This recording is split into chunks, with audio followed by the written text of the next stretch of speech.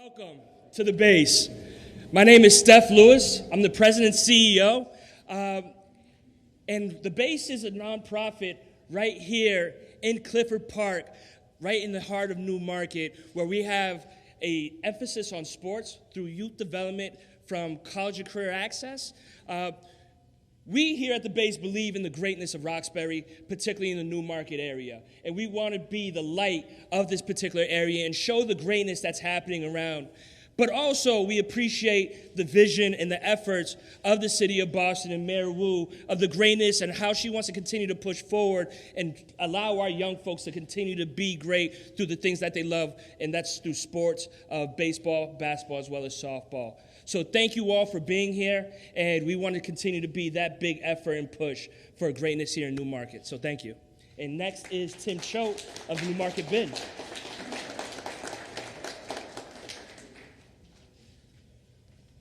Good morning, everybody. I'm Tim Choate. I'm part of the New Market Bid. Let's just say I'm in recovery right now, and I came out here to better my life. I came from Western Mass. When I got here, I introduced myself to them, the people at New Market Bid, and that was the best step I ever did. From there, I got turned on to Elliott Human Health Services, which helped me. I was homeless when I came out here, addicted to every drug you could name, and living on the streets, not caring about when my next shower, meal, or anything came.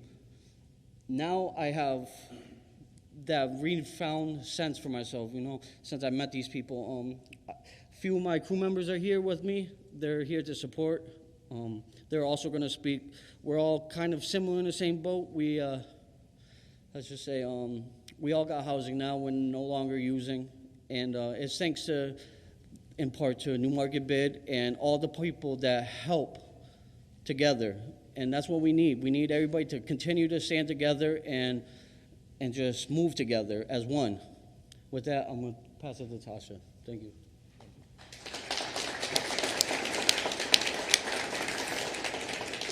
Hi, my name's Tasha. I've been homeless on Mass Ave for about 13 years, on and off, struggling with addiction.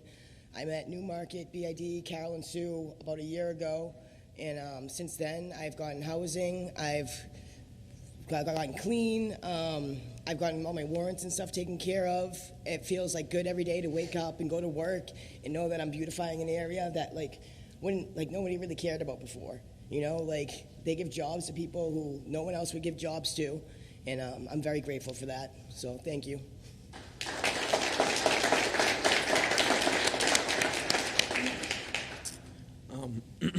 Hi, my name is Jacob Pico, and I guess my story is similar to theirs. I came out here from Chelsea, lived in a foster home, became homeless, was out here 7 years, became addicted, all the bad stuff. But as soon as I met New Market, it was like a light turned on inside, and since then it's just been straight path, doing good. I feel good inspiring others when I clean out here, trying to better the community, trying to, make Atkinson better than what it is, because it should be better, helping all these homeless people.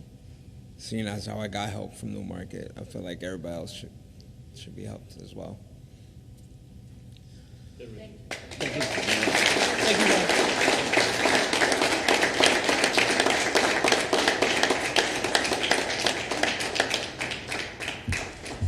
Thank you so much.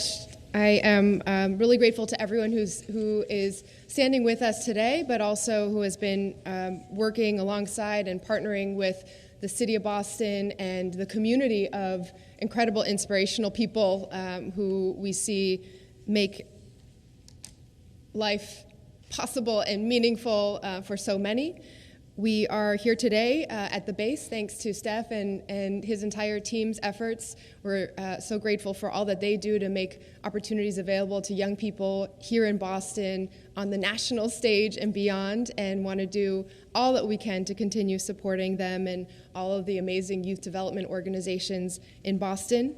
But we're here also to talk about the challenges that are present because of forces that are outside the city's direct control of the opiate crisis and housing costs and mental health epidemic, but that we are making real progress on every day thanks to the coordinated efforts of so many who are here.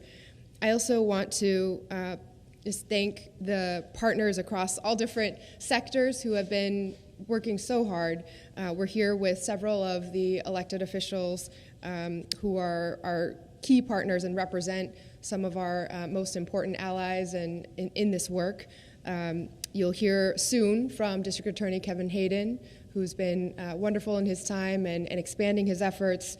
You'll hear from State Representative and Chairman Aaron Michaelwitz, who, representing the entire state legislature, have been incredibly supportive with funding and expertise and support for all of our multifaceted efforts here at Mass and Cass.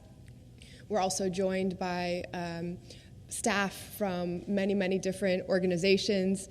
I'll start with the City of Boston, everyone who's working on our coordinated response team under Tanya Del Rio's leadership, Jim Green, who has been overseeing the city's efforts around homelessness for many, many, many years now, and folks like Dr. Basola Ojukutu, who couldn't be here today, but who has sent her trusty right-hand person, Dr. Michelle Clark, who will speak in a little bit, Chief of Housing, Sheila Dillon, and so many others. Commissioner Michael Cox will share a few words as well about the very, very important role that the Boston Police have been playing and will continue to play, and so many others on our team. We are thankful to community partners, the workforce of the City of Boston, represented by many of our labor partners. Here today we have with us leadership from SEIU 888, AFSCME Council 93, and SEIU 1199, who represent various of the dedicated workforce at many of the impacted sites in and near the Mass and Cass area. Thank you for all that you do on behalf of your members, and thank you for your partnership with the city. And last but certainly not least, and really our heartbeat in the area, is our community partners who are on the ground providing services from Pine Street Inn to the Phoenix, Greater Boston Food Bank, so many other, as you heard, the Newmarket bid. Sue Sullivan couldn't be here, but we thank Carol Costello for being here in her place. And our partners in the faith community, Pastor Sam Acevedo is here, and so many others who have been integral to the City of Boston's work. I want to just start by thanking Tim, Tasha, and Jacob for not only sharing your story here today, which is kind of stressful in front of so many cameras and people, but for showing what so many others are experiencing now and how much inspiration there is at Mass and Cass. You all are among a group of now hundreds of individuals who give me the strength and hope and faith to keep going in this work, because we know what you're capable of, how much you're giving back, and all that it required was addressing and recognizing the many systems that had already failed, so many in our city and beyond, and then finding a way to coordinate the resources that have already been here but haven't been easily accessible. And so your feedback in how to keep making that better for others and all the work that you're doing to continue to improve the area today is making a huge difference, and we're so thankful for your leadership.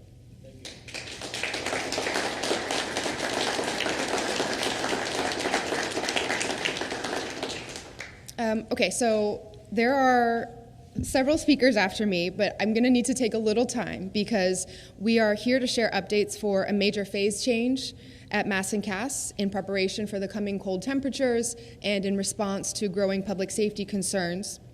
But I am already here, there are components of that we will get into more detail in ordinance that we will be introducing in the coming days. A set of transitional beds to help absorb this transition and make sure that there won't be folks left with nowhere to go, and coordinated operations among our entire team and led by the Boston Police Department that you'll hear more details about.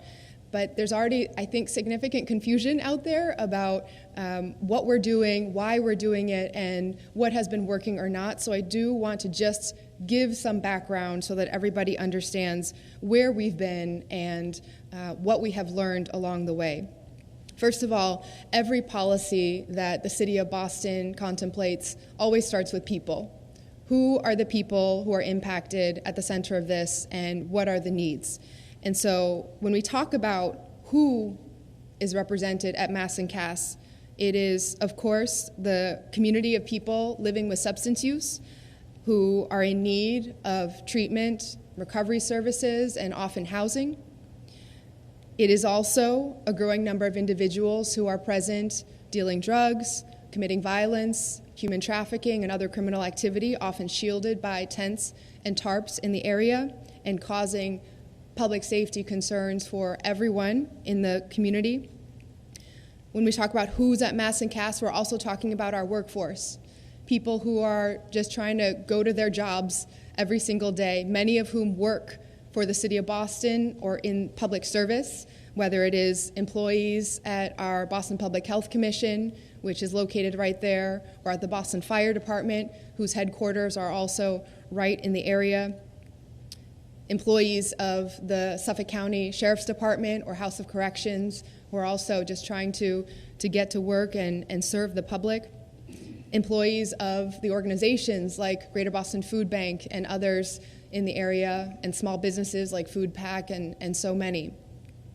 We're also talking about abutters and neighbors, many of whom have been trying for years at this point to come up with solutions, to work with the city, and to advocate because they are facing significant public safety concerns as well. These are students, young athletes who are using the park and surrounding areas, seniors and families nearby raising their children. And finally, in some ways, the folks who are closest to understanding the complexities and all of the work that has been going on is the team on the ground who has been delivering those services day to day. Our Boston Public Health outreach workers, our partners doing outreach from organizations mentioned previously, and also such as Victory and New Market Bid and others, Boston Public Health, Boston Healthcare for the Homeless program as well, and the Boston Police Department street outreach officers who have been working hand in hand to support the housing and case management and recovery services that have been going on. We know from having worked with and being alongside all of these various communities at Mass and Cass for, in our administration, a year and a half now, that this is also a set of challenges that changes in the daytime versus the nighttime, and it changes season by season. And so what we are doing now is taking the window of time before temperatures drop and it becomes truly life or death when you are living on the street and don't have housing in winter. All of these challenges require coordination among our public health and housing and recovery community and public safety. Today we're doubling down on that approach of emphasizing that it takes all of this. It takes every level of government. It takes the court system. It takes the district attorney's office, the state legislature, and the governor and her administration, the Suffolk County leadership, as well as the city of Boston. What we are talking about today in introducing an ordinance would be empowering the Boston Police to address the significant public safety challenges that are present by giving them the ability to enforce taking down tents and tarps. This would only apply, as you'll hear in more detail in later speakers and with the language coming out in later days, this would only apply to individuals who have already been offered adequate housing and shelter, who have also been offered transportation to that shelter, and who have been given the opportunity to store their personal belongings. That's very important for protecting the civil liberties and the humanity of those we are looking ultimately to serve. We are also going to be introducing a small number of transitional beds at a location in the area I know this has caused some confusion and concern as well, in the concerns that there's a concentration of services or the creation of what has already been called in the media, quote unquote, a fourth shelter. So I think it's really important to clarify what we mean. When we are taking such serious steps to curb the public safety concerns and to return the operations of Atkinson Street to a functioning vehicular street open to travel, that means that there will be some serious disruption as well in the dynamic for people who have been used to gathering and congregating at Mass and Cass. And for those who are conducting criminal activity, that disruption is certainly warranted, and we will not be tolerating illegal activity in any hub or location of the city as we do in our neighborhoods. For those who are on the street because they are living in those tents and tarps overnight, and our teams know, because we are on the ground every single day, that this is a relatively small number of individuals who actually do not have housing and who are seeking shelter and services. We'll be providing up to 30 transitional beds in a nearby location just to manage this and absorb any of the disruption that happens. This is not going to be a permanent shelter. It is not going to be a day shelter. It is going to be an area where individuals who need a place to go will have the opportunity to have a safe and clean and protected area to sleep at night. And as they are placed in and connected to housing opportunities, whether it is being on the pathway to permanent housing, as so many of the inspirational individuals we've seen today have acquired, or moving into one of the open spots in one of our other transitional housing sites, as these individuals who are initially connected to this overflow site are placed in permanent locations or a different transitional location,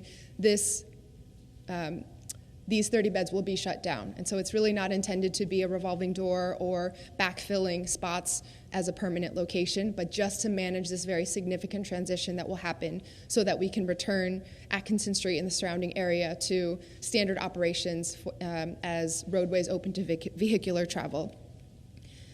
Finally, and you'll hear in more detail from the real expert, to sustain all of this and to maintain a phase change and a different dynamic in the area, we will be relying on our cross-functional teams led by the Boston Police, who have a detailed plan, and I'm so grateful to Commissioner Cox for taking this on. Some people have asked, well, why not? Why have you waited this long to take any kind of action related to this? Are you admitting that previous approaches have failed and now you're totally switching direction?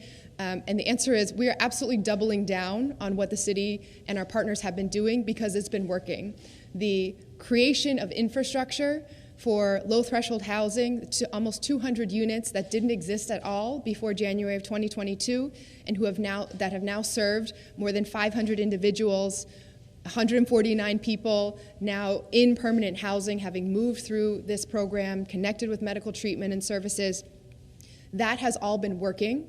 We need to address the significant public safety concerns. When the commissioner started in his new role a year ago, Mass and Cass was one of the very first items that we talked about together, and that he has been working on studying, measuring, and setting up a plan for.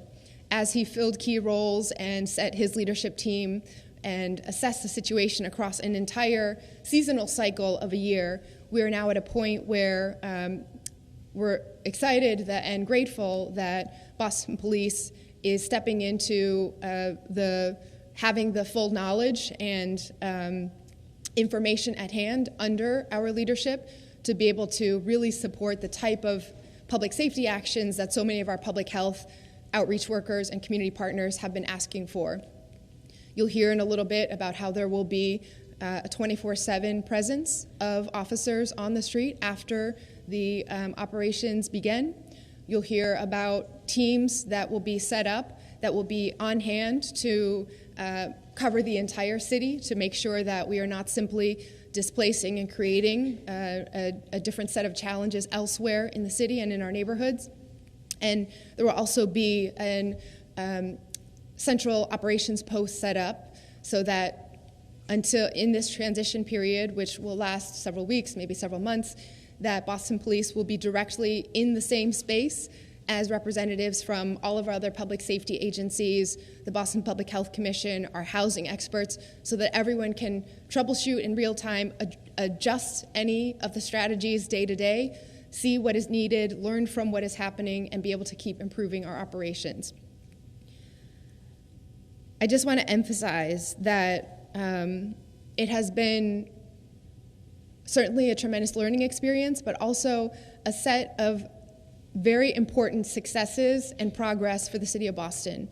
Compared to where we were in 2020 or 2019, or even right after the Long Island Bridge shut down in late 2014, for the very first time, there's an infrastructure built up of hundreds of low-threshold housing units that we continue now to see the state expanding statewide as well, with 6 additional similar sites having been set up in other cities across the Commonwealth, taking from the learnings that Boston has had and the successes that we've had. We have also seen the impact and the improvements from daily coordination of almost a dozen agencies from our Public Works Department, who has had a very serious presence and daily, multiple times a day, strategies and coordination to make sure that we are putting the resources to ensure sanitation and public health from a cleanliness point of view. And the coordinated response team that troubleshoots every single morning at 8:45 with their calls to check in on what happened last night, what the needs are, who the individuals are who need additional outreach, and what the plan is to deliver those services. That has created a different situation now than ever before. I want to be clear and acknowledge that the City of Boston's so-called law enforcement sweeps in the past have not been successful. That is not what we are trying to replicate. It is very different what we are proposing today. Not only was there absolutely no infrastructure set up back then, several years ago at this point, when those images of wheelchairs being crushed and really just intensive efforts on the public safety side without the coordination, support, and full long-term plan were in place. But today, we have a year and a half of being on the ground, really understanding the situation up close, knowing the people who are in need of services and knowing who is not in need of services and are there to prey upon those who are hoping for housing and shelter and recovery. And so I'm very grateful to everyone who's here. I'm sure everyone will have more questions at the end as well, but I just want to emphasize that just as I said in January of 2022, that the actions we were taking then weren't solving homelessness, but would be a big step forward. So today, we are, I believe we're moving towards a very important phase change that will be a significant difference for the many, many communities made up of workers and residents at Mass and Cass. But this is also not the solution to the opiate crisis or homelessness. We're going to keep working on all of those efforts together. But this is necessary for the public safety, the health, the well-being of all, and to continue our approach of putting people at the center with housing and recovery. Thank you so much. I'm going to just quickly read the names of those who are going to follow so we don't have to keep coming up to do introductions. Next will be Boston Police Commissioner Michael Cox, followed by District Attorney Kevin Hayden, Chairman Aaron Michaelwitz, Dr. Michelle Clark from the Boston Public Health Commission, and then Dr. Denise de las Nueces from Boston Healthcare for the Homeless.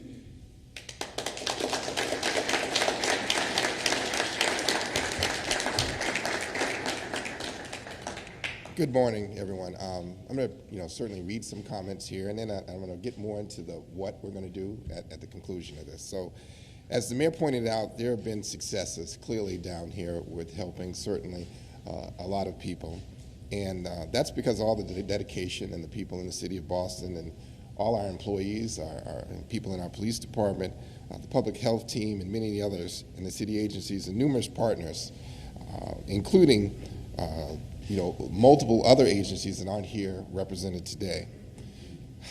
Officers have been down in Mass and Cass 24/7 for quite a long time, but things in the area, particularly around Atkinson Street and Southampton Street in recent months, have certainly dictated that we need to make a different change, as we've seen double-digit increases in gun arrests, double-digit increases in assaults, and actually just making it almost unbearable for the people that work down there. It's clearly becoming more of a public safety issue, and so this is why we're part of the reason why we're here today. The Boston Police Department, as you know, is tasked with keeping the public safe and enforcing laws, and we need a realistic environment in order to accomplish both things. The area remains overcrowded with more than over 200 people per day down there, which presents a series of challenges impacting public health, public safety of those living and working in the area.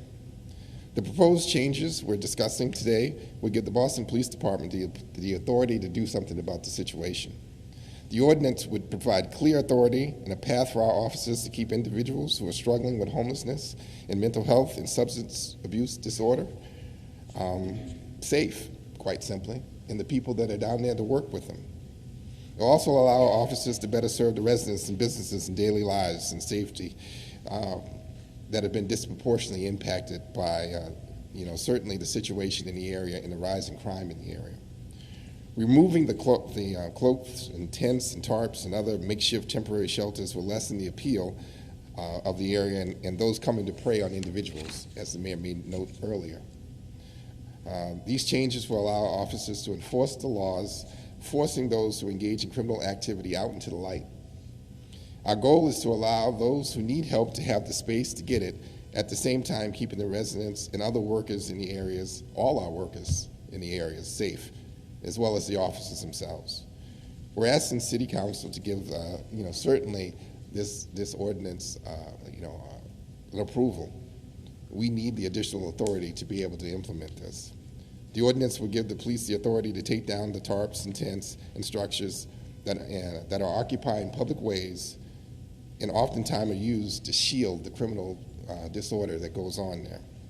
This proposal will give the BPD the authority to proactively prevent encampment, or at least address the encampments that are established in our parks and in our neighborhoods and on public ways that actually create this environment where so much disorder and criminal activities occur.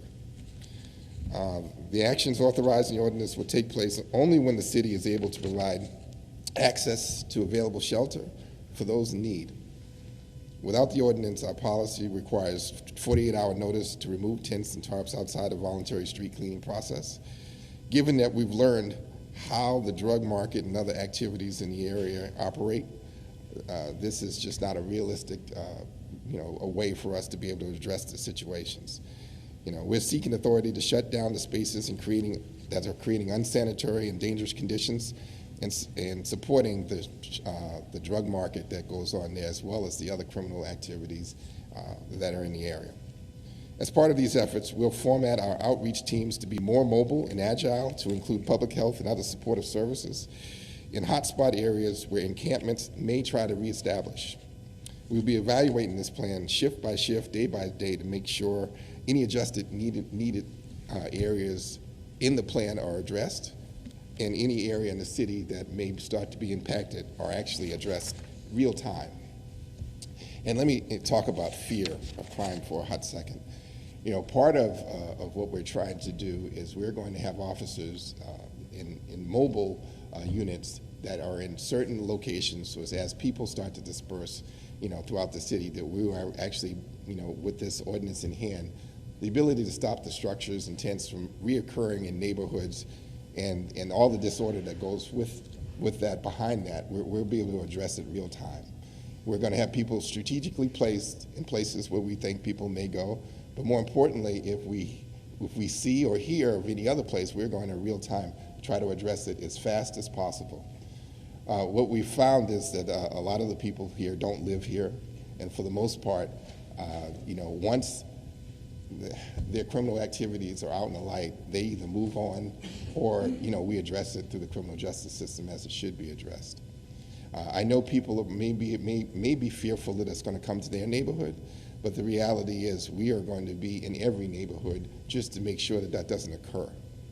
I want to reiterate, we're going to be in every neighborhood with these mobile teams to make sure this doesn't occur. So I know it's been a long haul. That this is a pretty significant issue we're trying to address.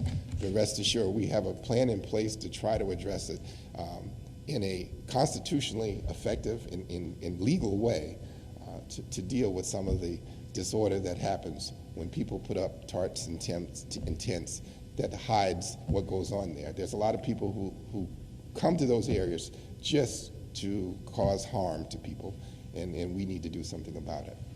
So thank you very much.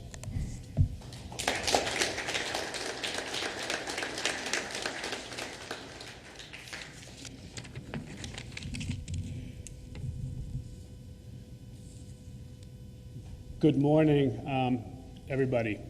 It's wonderful to be here in this beautiful space in the base here this morning. I am honored and pleased to stand here with Mayor Wu, with Commissioner Cox, with Representative Aaron Michaelwitz, so many of our community partners from around the city, agencies, community groups, and the like, to address this enormously important issue. We should all be inspired by the message of hope that we heard earlier here today, but we should make no mistake that the issue of mass and caste continues to be a seething cauldron of enormously complex societal issues. It's not just one crisis. It's a deluge of them all at once. It's not just an opioid addiction epidemic. It's a public health crisis. It's a public safety crisis. It's a neighborhood crisis. And it's a crisis of human brokenness. It involves a multiplicity of issues, from homelessness to substance use disorder, mental health sickness, joblessness, and lack of access and opportunity to resources for people. The problem right outside these doors affects our local businesses. It affects state agencies and local agencies like our fire department and the sheriff's department. It affects surrounding neighborhoods and even parks where our children and the good people of our communities should be able to play and live peacefully. It affects countless families, particularly for those who are actually on mass and caste. It affects countless families and anyone subjected to the horror of the violence, the drug dealing, the open-air drug market, and the human trafficking that takes place here is gravely affected. We all know that this is not just a Boston issue. The physical confines of mass and caste may rest in Boston, but the people who got here come from across the Commonwealth and even beyond. That's why we, the Suffolk County District Attorney's Office, and myself are so very grateful to our legislature and to Governor Healy, as they saw fit to provide $1 million in this year's budget for our Services Over Sentences program. I want to thank our chair and Representative Aaron Michaelwitz and the entire Boston delegation in the House and Senate for your steadfast support. This funding will give the Suffolk County District Attorney's Office and our current partners at North Suffolk Community Services and other new service providers the ability to expand the SOS program and get more high-risk and high-need individuals out of mass and caste and into treatment programs, and provide housing assistance and employment training for them. So let me explain what I mean by that. When we talk about high-risk, high-need, those are the people that are going to come to court. Those are the people that unfortunately will be arrested or will be brought to justice. For those people who are victimized and for those people who need treatment, we are providing services over sentences as an alternative to prosecution. And it's a vitally important aspect of what we need to do, to give people comprehensive long-term paths to recovery and a real way out of mass and caste. We all know the pain and suffering that substance use disorder causes, but we also know that complete recovery is possible. Long-term, and yes, even permanent sobriety must be at the heart of all we do to address the tragedy of mass incasts.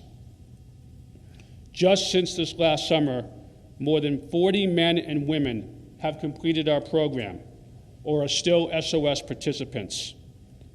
I applaud the young men who stood up here earlier today and shared their testimony and their story. There's another woman who stands with us here today, Lori Ann Frazier, and she has been one of our SOS participants. She's in a residential treatment program in East Boston and still going strong after more than 7 months. Amen. Amen to that.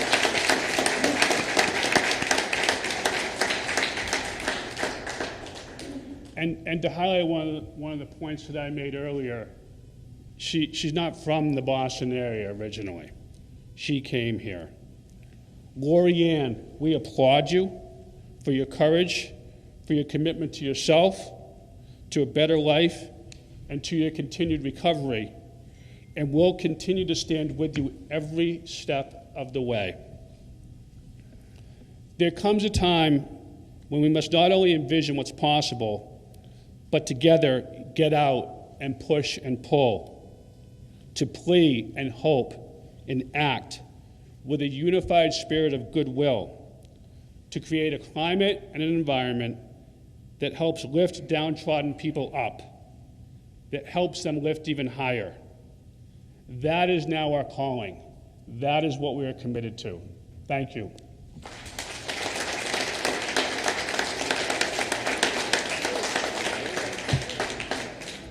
Good morning, everyone. I just want to give the Lewis family a shout out and thank you for hosting today here and having us talk about addressing this discussion as we have earlier today. And I'm here to highlight kind of the funding discussion that the district attorney talked about. And in reality, this funding conversation shows that this is not just a neighborhood discussion. It is not just a city of Boston issue. It is not just a countywide conversation. It is not just a state discussion. It's an all-hands-on-deck discussion. I think that we in the legislature, working with the governor, by being able to provide this $1 million in funding for the services over sentencing program, I think displays that. I think it shows that this is not just something that's going to come from one entity of government or one conversation of government. And I think as the gentleman from Newmarket described, that we have to be rowing all kind of in the same direction. And I think that that's what we're trying to do here today and highlight that. And I want to thank my colleagues, not just in the Boston delegation. I want to thank my colleagues, obviously, in the entire House and the Senate and the governor for doing so. This program, as the district attorney highlighted, is something that was created under his watch less than a couple years ago. And this is the first time we're going to actually be able to put some real money into it and actually see. It's been very successful so far, but I think we're going to take it to the next level in relation to having this $1 million earmark that's put in there. It does provide an alternative to prosecution for nonviolent offenders. It is something that is humane and just as an option for folks to explore if necessary. And we're looking forward to seeing it, really have some real impact here.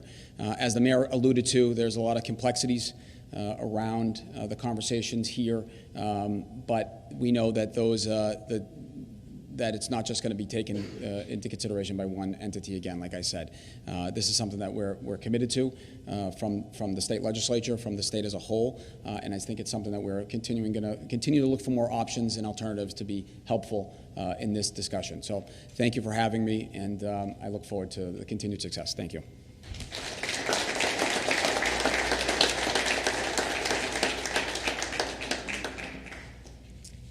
Good morning. My name is Michelle Clark. I'm the Deputy Commissioner of Programs and Services at the Boston Public Health Commission. The Boston Public Health Commission, along with our invaluable partners, provides critical services for people experiencing substance use and homelessness. I also want to take a moment to recognize our amazing staff and partners who are on the front line of the response every day.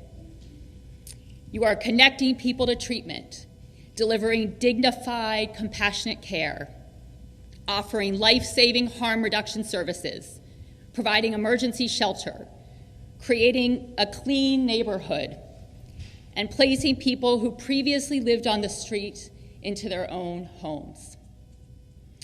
In recent months, the public safety concerns in this area have made it extremely difficult for all of us to deliver our services.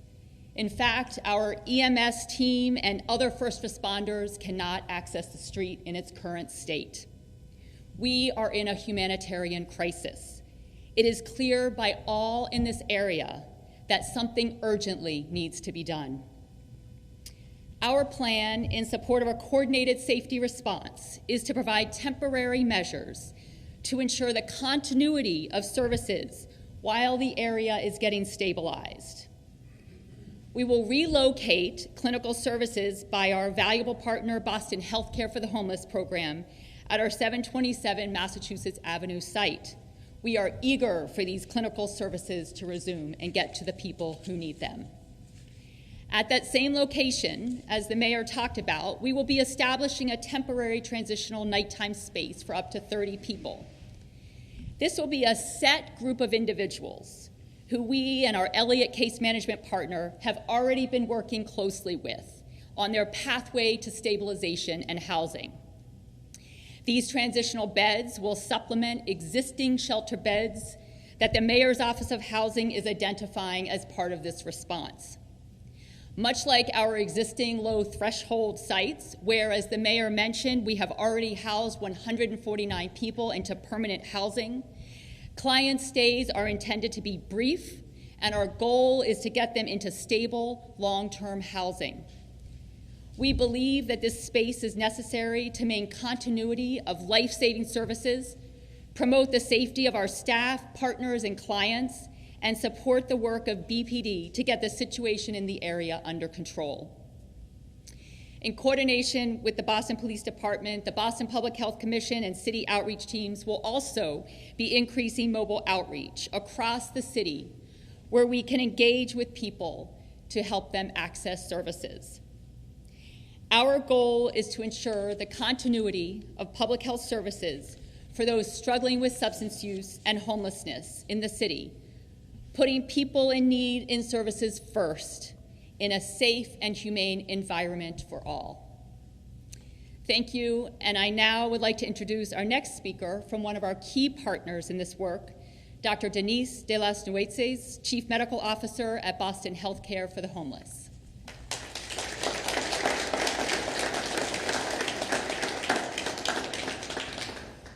Good morning, everyone.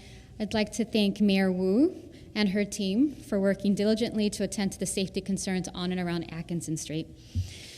I am Denise de las Nueces. I'm Chief Medical Officer at Boston Healthcare for the Homeless program, where our mission is to ensure unconditionally equitable and dignified access to the highest quality health care for all individuals and families experiencing homelessness in our community. From our main clinic location on Albany Street, our outreach teams depart every day alongside outreach workers from the city to offer specialized care to the people staying on Atkinson Street and in other sites where drug use and overdoses are prevalent. Our medical outreach teams flexibly offer the care that is most needed in the moment. Sometimes that means providing someone on the street naloxone so they're prepared to reverse a friend's overdose. It can mean bringing HIV prevention and treatment services directly to the street so no one misses a dose of life-saving medication. It can also mean offering connections to therapy or addiction treatment, giving a vaccination against an infectious disease, or providing wound care and primary care services. These vital services keep people alive and provide a basic scaffolding when so many other supports in their lives have frayed or fallen away. Our outreach teams are accustomed to going just about anywhere and everywhere to reach people in need. Yet our program recently made the heart-wrenching decision to withdraw staff from Atkinson Street and temporarily pause clinical services due to significant safety concerns. Though we have pivoted for now to alternative outreach spaces, the impact of this decision on our patients has been profound and has disrupted medical care for many of them. We strongly support the creation of more low-threshold spaces and housing opportunities for people staying on Mass and Cass. We welcome the mayor and team's plans for 727 Mass Ave. And we are committed to working with the city and other community partners to seek safer, more humane conditions for people experiencing homelessness in this area, as well as our own staff who work there every day. Thank you.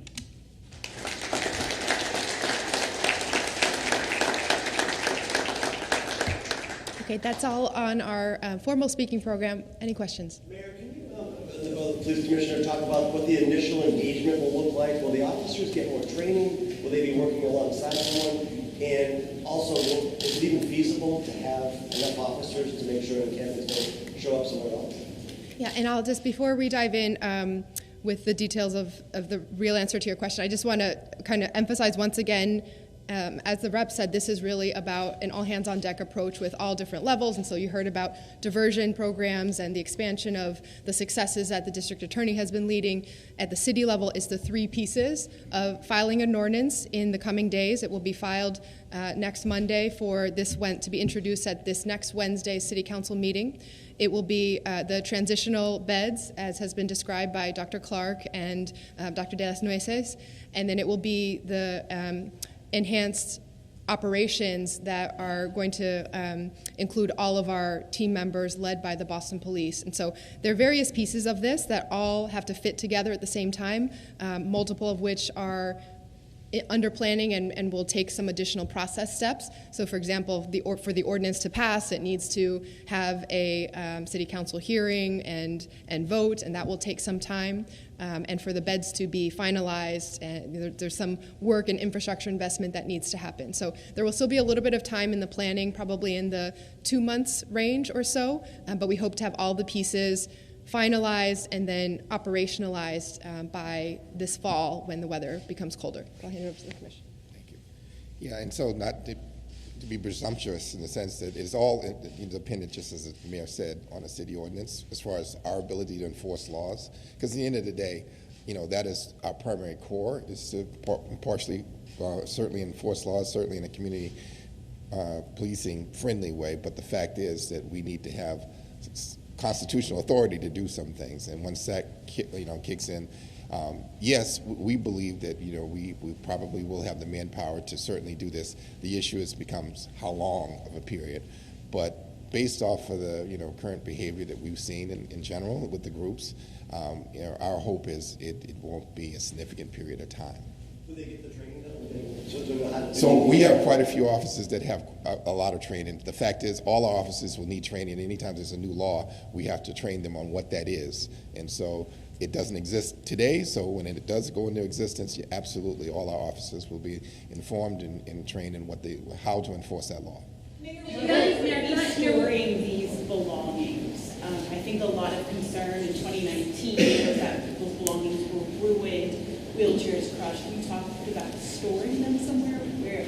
Yeah, there is a storage system in place now, and I'll invite up Dr. Clark or if anyone, or Tanya, or anyone from the team wants to talk a little bit more about storage. So in this period where we've been evaluating the impacts and planning ahead, we've gotten a lot of feedback also about how the current storage system has been working. In January 2022, for example, when we implemented a housing surge and connected everyone to housing, there were some set of belongings then that were put in storage, and then along the way there's been additional transitions with individuals who are moving into different spaces. We've heard the need for more daytime accessible storage rather than kind of permanent storage that is a little bit harder to get to in multiple times a day. But we are definitely working on that, and it will be added to the systems already in place. Want to say anything on storage? Thank you, Mayor Abby.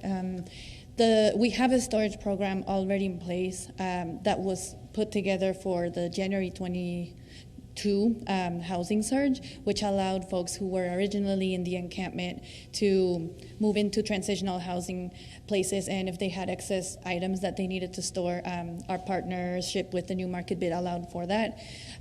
What we're going to do now is make that program more robust and improve it so it becomes a day storage program where people can access their belongings as needed on a day-to-day basis. And we're currently working on, again, with our partners in making sure that program is as robust as it needs to be and meeting the needs of every single person that we're hoping to place in a transitional housing bed or shelter space. Will the engagement center stay open on Atkinson Street? Want to say, Michelle? Great. Yes, we are planning to close the engagement center as part of this initial response in an effort to stabilize the street. We are hoping after the street is stabilized that we are able to open it up and resume services at that location. Again, in the meantime, the clinical services, which had been operating out of the engagement center, will be relocated to the Mass Ave BPHC space that I had mentioned earlier. How long is Atkinson? Clarify, would this ordinance allow you to go in and remove all tents, all makeshift shelters, or just those identified individuals who are already in the process of getting services and shelter, and then you'll be storing their belongings? And then if it's just for those identified individuals, what do you do with that criminal element that doesn't want help? Yeah, so this is a really important question on why the focus on tents and tarp structures. Our intention is to continue providing the highest level of outreach and accelerate the speed in which we can connect people to housing and services that they need. We're going to keep doing that, but we also need to boost the public safety in the area, and much of that, the concerns around violence, around weapons, human trafficking, which is particularly affecting women in the area, and other criminal acts, it is more often than not connected to and shielded by tents and tarps. And so we believe that, again, in the direct outreach that happens every day, our teams have identified that a very small number of people relative to the kind of population of folks who are present during the day, a very small number actually are using tents and tarps because they are in need of housing, and we are working with those individuals and will continue to do so. But we do not believe that living on the street in a tent in the public way is safe for anyone when there is adequate shelter that is available as an alternative. And additionally, those who are not using the tents and tarps for shelter per se, but to shield illegal activity, that needs to stop entirely. And so the ordinance will give the Boston Police the authority to immediately ask tents to be removed on the public way, and to ensure when there is shelter available, that transportation offered to that shelter and storage for belongings. How long will Atkinson Street? What do you do with the criminal element that doesn't want help? That the people that are you help to these people who want help, but what do you do with that criminal element that doesn't want help and continues to disrupt them? They're going to be arrested, or you're going to have warrants?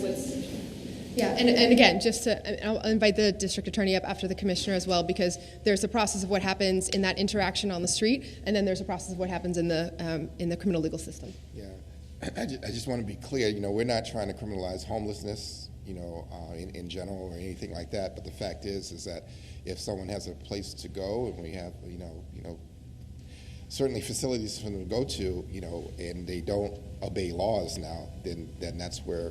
The only thing we can resort to is actually enforcement of those laws. But the good thing, and partner with the DA, as they already described, is that, he has certainly programs to help them get help as well if they need help.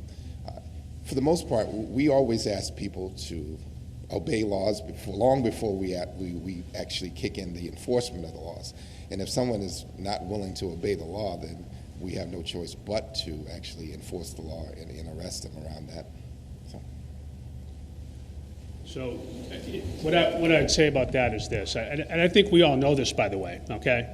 There are people on Mass and Cass that are down and out, that are homeless, that are suffering from substance use disorder, and that need help. And we intend along with all of our partners to offer that help. That's what Services Over Sentences is all about, okay? That being said, higher levels of criminality will not be tolerated, and we will prosecute people to the fullest extent of the law for committing serious crimes, like violent crimes, stabbings, shootings, human trafficking. What's happening to our women down in Mass and Cass is absolutely intolerable. And these are the things that we will no longer tolerate. Drug trafficking, drug trade that goes along with the open-air drug market down there, we will prosecute. We will stand with the police to do the job that needs to be done to remove the criminality aspect of what's there. And at the same time, offer real, compassionate, and long-term solutions for those who need recovery, for those who need treatment, for those who need services. When crime is not a factor, and so you're dealing with somebody who's either down on their luck, who has addiction issues or mental health issues, and they refuse shelter, transportation, and in theory, their tarps or tents could be removed. If that were to happen, what happens to them? Are they left on the street? When crime is not a factor, it's just somebody who doesn't want to be housed. What happens in that scenario?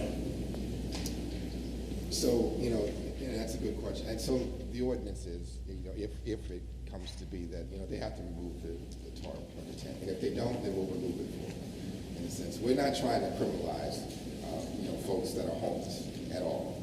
But there are certain people, and we want to start to get to the exceptions because we can be here all day long.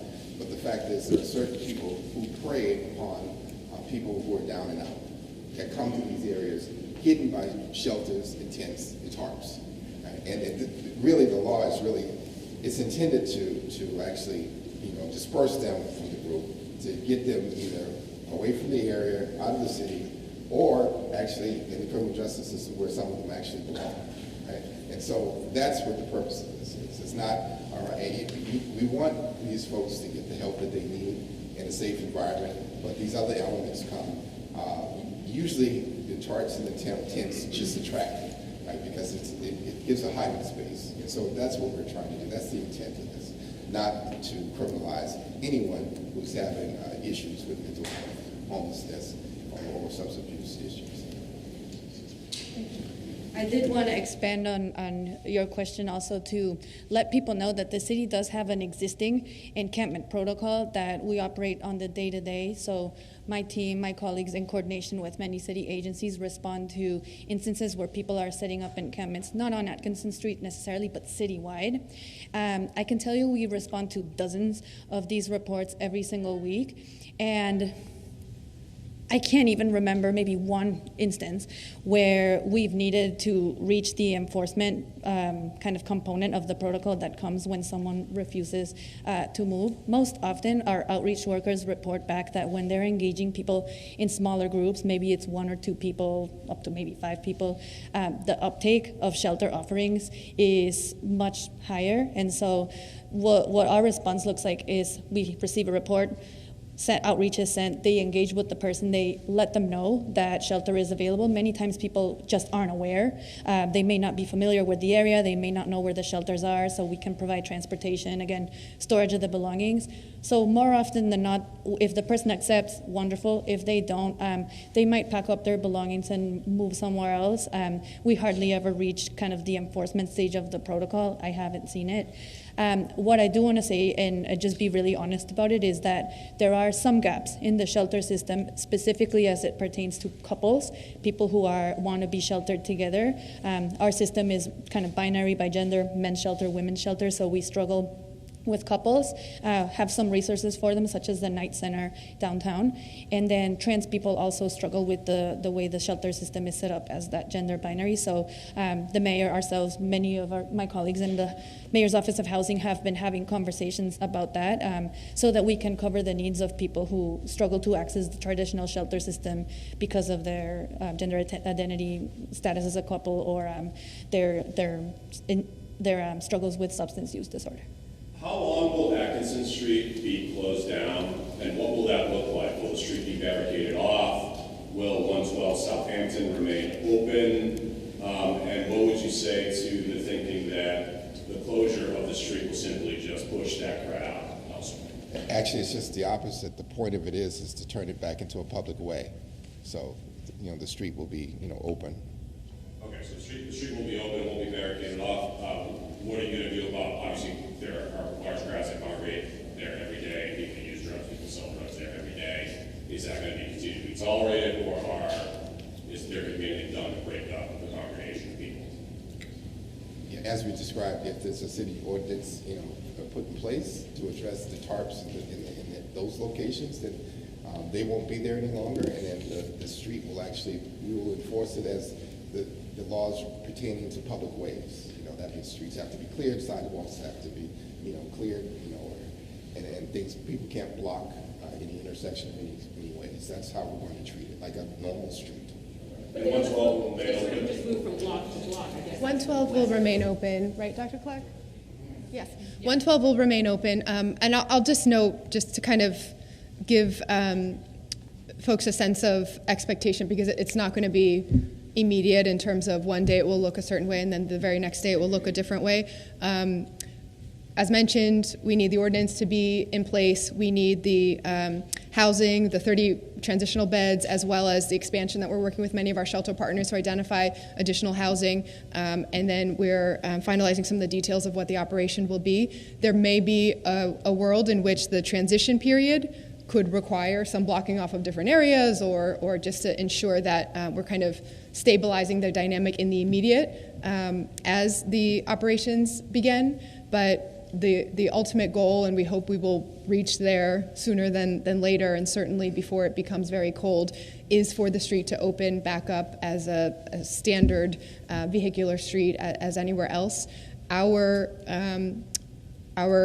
understanding of the situation is that much of what draws individuals to the area who are not in need of services and who are preying on those in need is the ability to feel that this is a kind of hub for sheltered illegal activity, which the tents and the tarps make possible. I do want to emphasize that at no point has the city or any of our partners been wanting to condone this kind of activity. There has been enforcement, Boston Police and the Street Outreach Unit all along the way have been incredible partners in taking action for public safety, in acting on the needs and protection that our public health outreach workers and abutters and neighbors in the areas have needed. So it's not a shift in terms of now all of a sudden, quote unquote, cracking down or seeing criminal activity differently than before. We have been insistent from the very beginning that our approach always needed to center housing and services that would end up connecting people to long-term treatment. And we are now at a point where we have confidence in the infrastructure that's been built up so that the public safety piece can really be empowered to do what our officers need to do, with the knowledge that the funding has been secured for greater diversion, and that program is up and running in the district attorney's office, that we have these low-threshold transitional housing sites that we have been running for a year and a half now that have been very successful, that we have the relationships and the coordination and the partnerships with everyone on the ground in a different way than ever existed previously.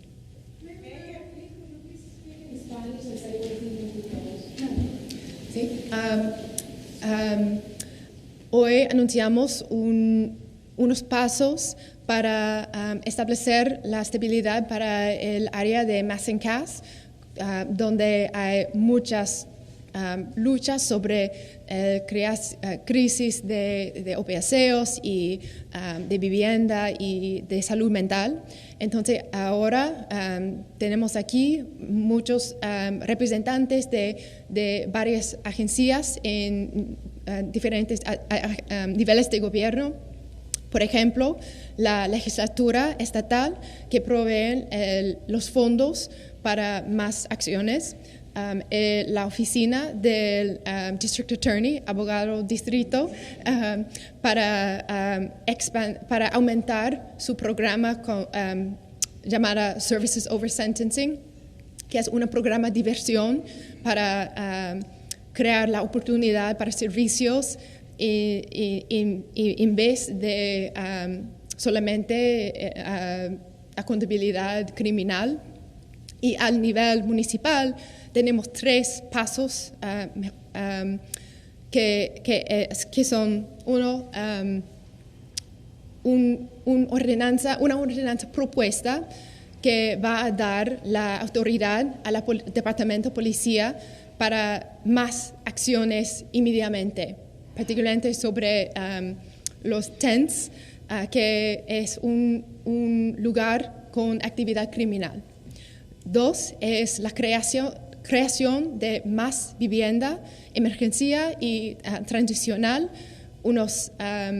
en un edificio del Boston Public Health Commission para la transición, para los individuales que no tienen otro lugar para dormir, y también más puestas en otros lugares como Pine Street Inn y otros shelters. Y al final, la operación con la Departamento de Policía y Departamento de Salud Pública para resumir la operación de Atkinson Street y todas las calles en el área, revolver en las calles normales, sin la actividad criminal, sin todas las personas que necesitan servicios, porque podemos mantener las conexiones y la provisión de servicios y también aumentar la acción en la manera de seguridad pública. Okay, sure. You said that there's almost 200 units, shelter units that have been built since January 2022. There will be these 30 new beds. How many of those are empty, currently available for people to move in, and how many of them are low threshold housing? Yeah, so all of them are low threshold housing. I'm sure Tanya and others can give a more detailed accounting. I think my numbers were that 170 people currently are in those sites. We also are, as had planned, transitioning the Roundhouse. So the Boston Medical Center will no longer be funding those. It was about 60 units, and so all of the individuals who are currently staying at the Roundhouse have already been connected to their next either permanent housing location or have a spot reserved at one of the other low threshold sites. These locations have, there really aren't kind of empty spaces at any given time, because we're always transitioning the next person into that spot as people are leaving those spots for permanent housing every single week. Do you want to add anything more, Tanya? Thank you. The 5 remaining low threshold sites, we have 173 people currently living there. We also, a lot of what you see on Atkinson Street is people eagerly waiting to get into those sites. So currently they're full, thanks to the efforts of Mayor's Office of Housing, Boston Public Health Commission, conversations with additional shelter providers, the Knight Center, New England Veterans, Pine Street Inn, Shelter in Weymouth, there's a few others. They have added extra capacity to absorb the people who may be looking for somewhere to go after this transition period. So that's what we have available, and the reason we need to add extra beds is especially because our low threshold sites have been a place where many people want to engage in stabilization services, and so they are most often full and waitlisted. Sorry, can I add one more point on this that I think is really important, and Tanya and Sheila and Basol and the entire team have been working really hard on, is that we have an emergency shelter system. And so we understand that the ideal for anyone who is in need of housing is always an individualized, personalized unit that is just yours without anyone else around, where you can, that's your home, and you have a way, that's your space, no one else goes in there, and that feels different from the congregate shelter options that had been the only option in the past, and particularly, as Tanya identified, for certain communities, that hasn't been a good fit. It should not be the situation where if you want to be in that transitional housing, the low threshold individualized units, that the way to get there is camping out in the street, because it is very dangerous for everyone to be living on the street with no running water, no heat, and just kind of open to the elements. The way that our system is set up to work is that people, when they need emergency housing, should go into shelter while they are working with us to get on the pathway to stabilization, get recovery services, job programs, housing case management, until the next open spot opens up in the low threshold individualized sites.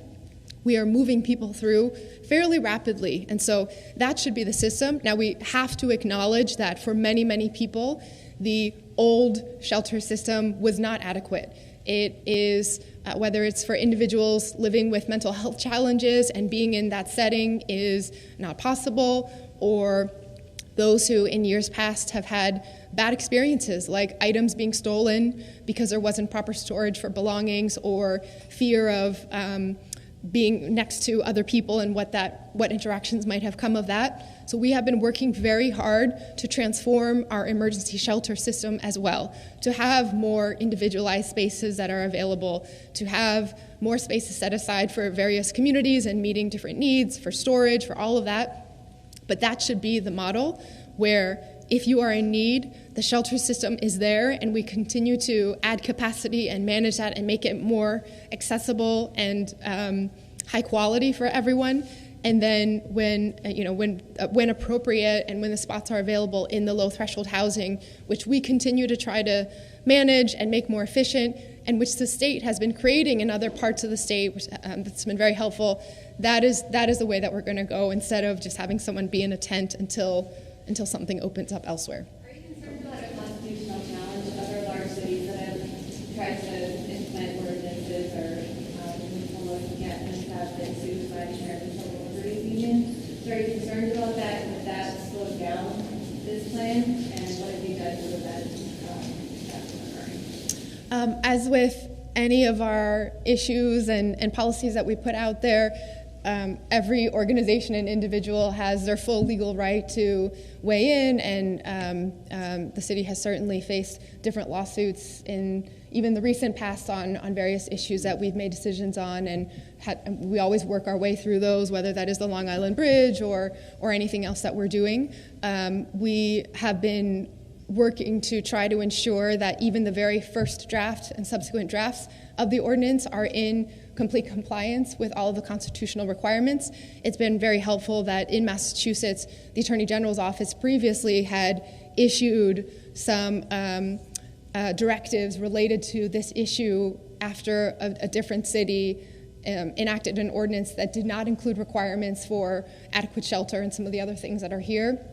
And so we have models that have been legally challenged and adjusted in the past that have provided a pretty good template of understanding what the legal parameters are.